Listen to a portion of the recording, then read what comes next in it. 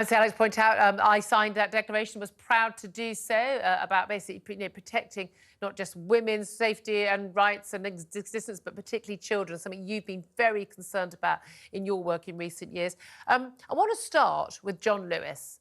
I'm a big John Lewis shopper. Waitrose, I should be sponsored by Waitrose, to be honest with you. My God, I should have shares in that company, amount I spend. This is extraordinary that they've had they're very big on their sort of pride flags everywhere and trans this, trans that. They're trying to be very right on, as a lot of corporations do these days. But you were the one who identified late last week that this advice in the Staff magazine. Tell us what you found and tell us what the reaction has been. Sure, and look, I think I'd start by saying this, and I also frequent John Lewis Waitrose quite a lot. There's one on our high street. My wife is disappointed now that I say we won't be shopping there anymore for reasons that will become apparent in a moment. But yeah, I was sent this magazine from somebody who works at John Lewis, and I thought, a magazine, you know, how harmful can that be? And then I started to read through it, and I started to become very concerned very quickly. Because in this magazine, they were suggesting to parents that if their young daughters don't like their bodies, that they should consider breast binders for them. They were recommending Mermaids, a charity under investigation by the Charity Commission for Safeguarding Concerns, as a resource for parents. They were applying pressure on staff members to use preferred pronouns. And it was almost like cult-like indoctrination. I came to a page at the end, which was a word search, and I thought again, how fun, how harmless. And I looked at the words that people were expected to search for in the word search. And it wasn't things like, Heinz beans or a bouquet of flowers. It was words like transitioning and cisgender and transphobia. It felt like a cult. So I publicised again, what is this doing in a staff magazine? Should be about protecting your have you signed up for the pension, or don't forget we're going to have a big summer outing, put it in your diary now. I mean, anything maybe we're consulting with you on our new uniforms. What the hell has anyone's whether they think they're trans or their children are trans? What the hell has that got to do with their employer anyway? Oh, precisely. There was a list of dates to watch out for, over the course of the year. We didn't see Mother's Day or Father's Day listed, but what was listed was Pansexual and Pan-Romantic Visibility Day. You what? Sorry? So, What? Is that? Let me get that in my diary. I'm sorry. I don't do Pride Month. I don't do Black History Month. I'm sorry. I'm just not playing along with this madness anymore. But you were sent this by someone, presumably, on the John Lewis staff. Yes. You've had a lot of people getting in touch with you since then, after you exposed this, telling you the sort of pressure people are under, because people go, oh, what's the harm? What's the big deal, James? Why are you getting your heads up? Are you a transphobe? You get the usual stuff. Why do you hate trans people? I mean, nothing to do with any of that. No one's hating anyone here. It's like, what has this got to do with anyone? But actually, it's more sinister than this, isn't it? It is. I've been contacted now by dozens of John Lewis and Waitrose staff saying that they've felt uncomfortable working there for a number of years in terms of the direction the company's going in, pushing this ideology on staff, feeling pressured to wear pronoun badges and such like. And so it really is quite concerning. I didn't come upon this material by chance. It's been sent to me by concerned staff there. But the management at John Lewis don't really seem to care about this. In the statement that they put out, a kind of internal memo, they accused the media portrayal of this as misrepresenting them. And funnily enough, they didn't offer any support to the mothers or parents who work there who might be affected by the damaging ideology they've been pushing on them, but instead said that there's staff there available to help anyone affected by the negative portrayal of the company in the media, which is quite telling. Well, it is going to be negative for me. I mean, what I find is this magazine is called Identity. It's produced by the, keep up everybody, LGBTQIA+ network. Again, most of those things aren't even a thing. They're just made up. Warning parents that their support can determine their child's mental well-being. Before they quote figures from Stonewall, again, another body like Mermaids, who I've got very serious concerns about in terms of their pushing of trans ideology. And they suggest that the number of trans children attempting suicide is double the national average. Yeah, a lot of children who are very unhappy, mixed up. children who've possibly been abused, have other mental health problems, yeah, they attempt suicide. It's awful. But the solution to that is not to ply them with drugs or to cut off their breasts or other bits of them.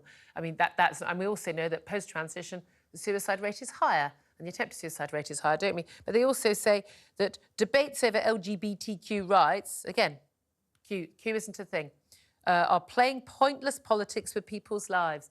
And this is the thing, you talking about this, you highlighting this, that is you being horrible to trans people. We often have this phrase, dehumanising trans people. I don't even know how they even make that link.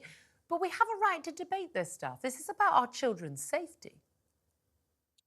Well, quite right, Julia, and I've seen a lot of messages online saying, oh, well, thankfully we won't have any more bigots shopping in our stores anymore, which is quite concerning. And actually, I'm going to be posting about this shortly, but Dame Sharon White, the chairman of the John Lewis Partnership, essentially commented on a kind of internal staff forum on all of this that's come out in the media, saying, when they go low, we go high. So is she accusing all of us who have concerns over what they've been pushing as going low?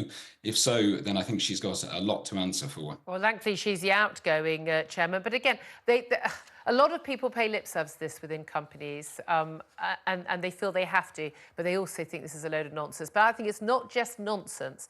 The forced pronoun things, everything is more than that. It's actually incredibly, incredibly sinister, and it needs to be challenged. And I'm very grateful for you for challenging this.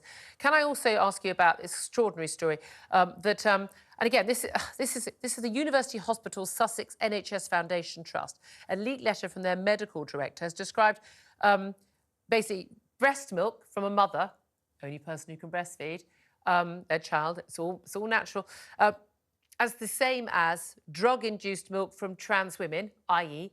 men, who were given huge amounts of hormones to enable them to lactate, and has described both as human milk and say they are the ideal food for infants, and basically saying they're the same thing. Now, I'm not a medical practitioner, I don't pretend to be, but I know the first thing that I thought of the moment I got pregnant, even before I'd had my child, my number one job is to do the best I can for my child's health and safety in terms of, I had terrible morning sickness, didn't take anything for it, you can't take any risks. Mums who take paracetamol feel guilty, you don't drink, you don't eat, unpasteurised cheese. But yeah, a newborn baby, why don't we just give a newborn baby the milk of a man who has had huge amounts of hormones and drugs to induce that?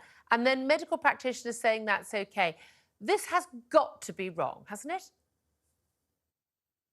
Well, let's consider a few things. Firstly, is this going to be of added benefit to these babies? And the answer is clearly not, because since time immemorial, we've produced happy, healthy babies reliant on their mother's breast milk. The second question is this going to be harmful? Now, some people seem to be suggesting that it isn't, that it's basically as good as mother's breast milk. Well, firstly, we cannot say that because there's no long-term studies on any developmental issues or otherwise caused by this, which need to be carried out.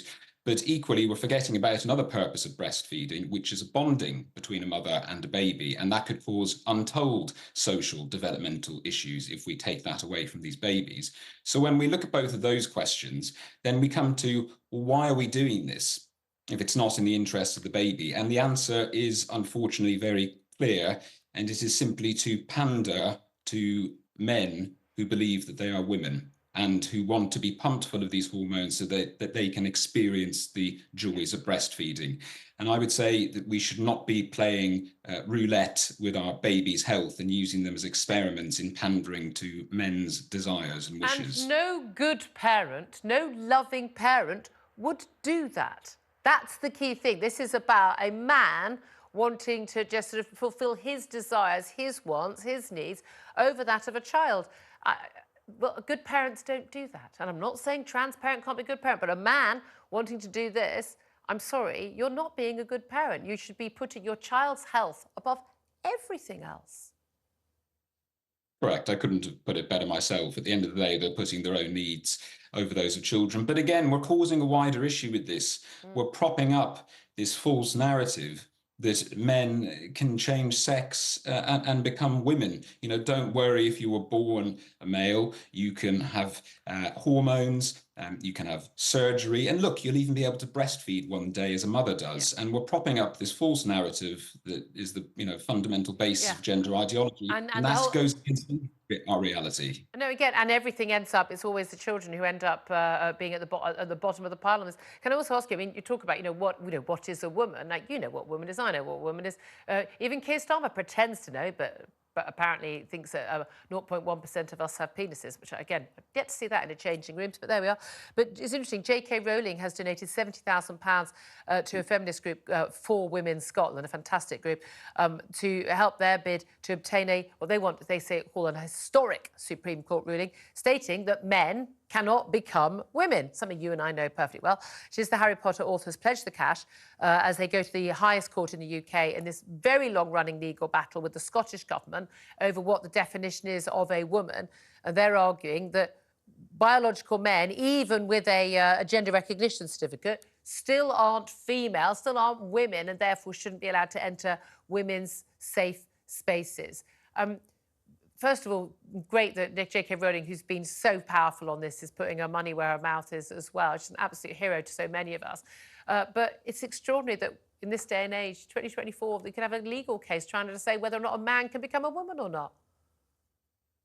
Oh, completely agree. I'm very happy to see that this case will be heard in the Supreme Court, and I'm looking forward to what the outcome of that is. But the fact that we're having to spend, judicial time discussing the basic definition of words that we have always known the meaning of, and the money that's going to be spent on this, I am saddened that it's going to take hundreds of thousands of pounds to even debate this. At least we'll get a clear answer by the end of it. But hugely reliant on the generosity of J.K. Rowling and others. But again, I've seen people, activists online saying that she's a bigot for doing this, and she should be donating to other charities instead. And she's extremely charitable in multiple ways. But this is important. Finally, we need to get clarification once and for all, so that we can put this to bed, that you cannot change your sex. End of story.